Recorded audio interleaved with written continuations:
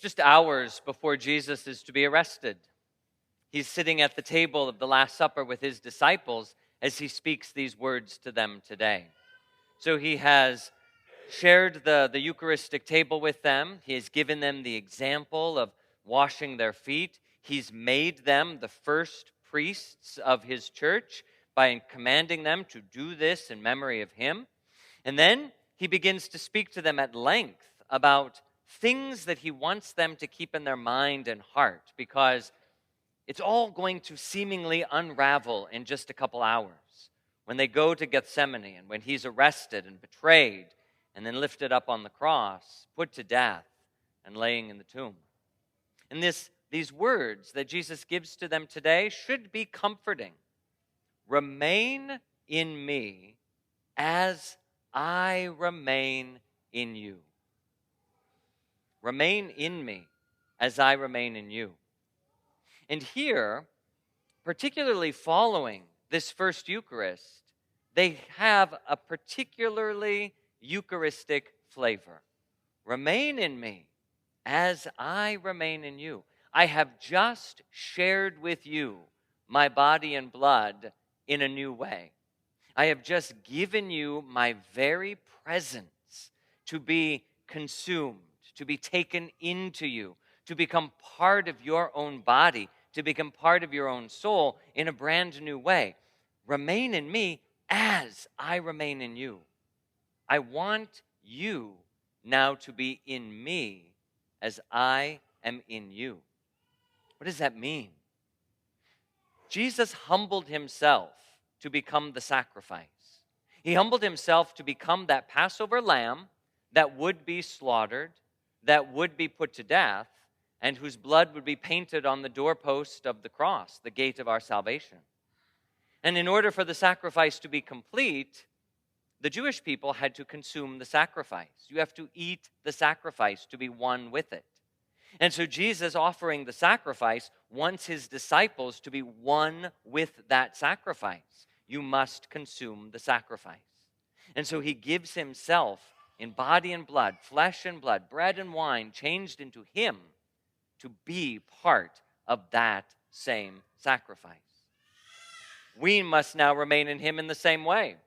Just as he sacrifices himself and becomes food for us, he desires that we sacrifice ourselves and be consumed by him, to be taken up into him, to be poured out for our brothers and sisters, to be of great service, to lay down our lives for one another so that we can be consumed by them, and Jesus then in us, we in him.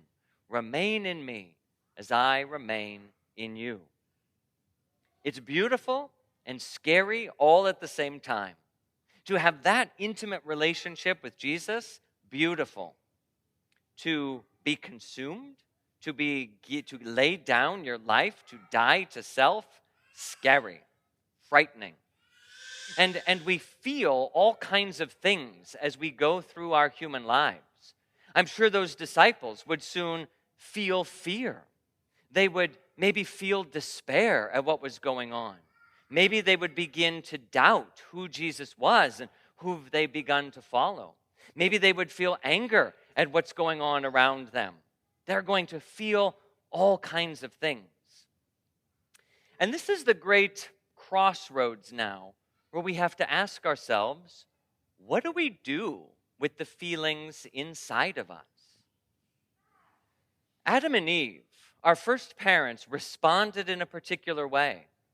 They recognized that they didn't want God to define them, but rather they wanted to define themselves. I don't need to define myself by you, God, but I am going to define myself by myself. And we call that the original sin, when humanity, the human being, takes the place of God and creates oneself in one's own image. It breaks the relationship with God, and it necessarily breaks the relationship with others. Why? Because what do we do with our feelings? If our feelings then are inside of us, and we are driven by our feelings, who's to say what is right or wrong? Why is jealousy a bad thing? Why is anger either right or wrong? Why is anything that I am feeling right or wrong? Without God's definition around that, every single person is his or her own God, which means I cannot be in relationship with you. That relationship is necessarily broken because your feelings and my feelings are two very different things that may conflict with one another. And how then do we get out of that? Except to determine who's the strongest, who can conquer the other.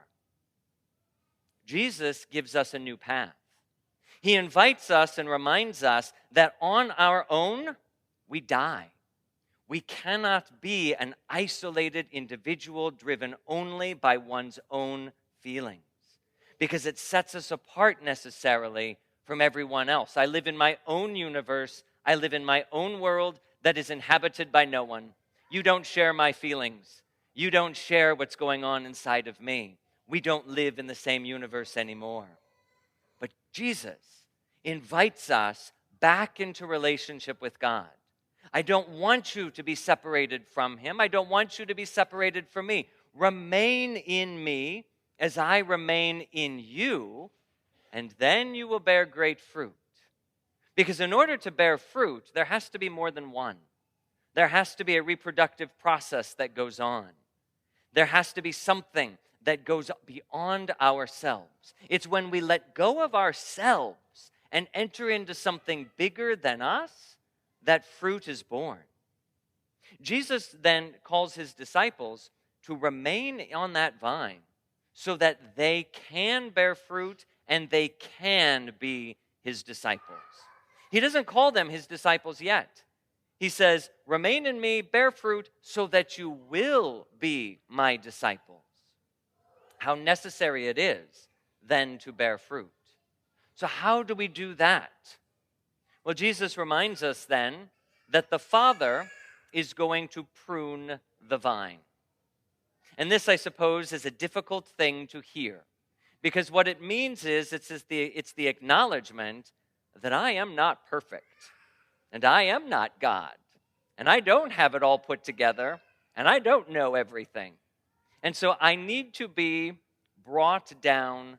I need to be cut down to my proper size. I need to be pruned so that I am humble, so that I am listening, so that I am who I really am in God.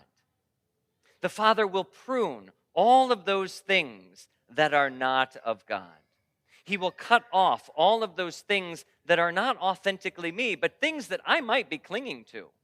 I might want to cling to my jealousy. I might want to cling to my anger. I might want to cling to the feelings that are within inside of me. But as we hear in our letter today from St. John, the Lord God is greater than the human heart. Feelings are not the measure of who we are. Feelings are not what drives the world. God is the measure of who we are, and God is the measure of the world. And when we place our hearts in him, then we now know, aha, this feeling that I have, I can't act on it because it is not of God. This feeling that I have to act on it because that is of God. I may feel frightened, but I know I have to do this thing because it's right. I may feel like lying or cheating because it's going to be easy and take less energy, and that seems to be a good thing. But I know that lying and cheating are wrong, and so I can't do those things. We are able to choose over our feelings. We're able to choose over what's going on inside of us. God is greater than the human heart. Jesus says, remain in me as I remain in you. In other words, replace your heart with my heart. When we partake of the Eucharistic banquet, we are receiving Jesus' body, but even more so, we are receiving his heart. This heart that he has given us upon the cross, the heart of his love. And we want his heart to beat within us so that we are defined no longer by our own identity, but we are defined by God. Who are you?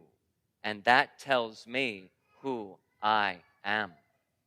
And so, as you and I hear these words of Jesus today, with the encouragement and the challenge to remain in him, it gives us comfort to know that Jesus will never abandon us, that he will always be with us, especially if we allow him in.